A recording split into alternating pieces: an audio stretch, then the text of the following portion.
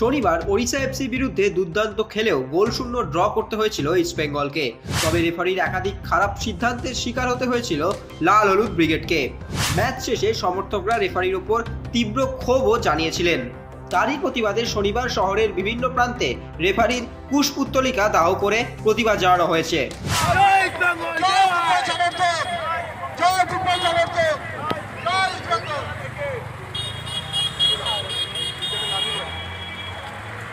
এর পরিপ্রেক্ষিতে ইস্টবেঙ্গল শীর্ষকর্তা দেবব্রত সরকার জানান, গতকাল ওড়িশা এফসির সাথে আইএসএল এর ম্যাচে আমরা রেফারির দ্বারা বঞ্চিত হয়েছি।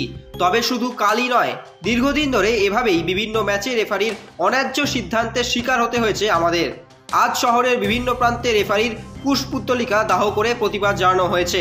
আমরা চাই ফুটবল নিয়ামক সংস্থা এই বিষয়টি গুরুত্ব সহকারে দেখুক, নতুবা এরকম চলতে থাকলে অচিরেই বাংলা তথা ভারতীয় ফুটবল শেষ নিঃশ্বাস দেখতে পাবে।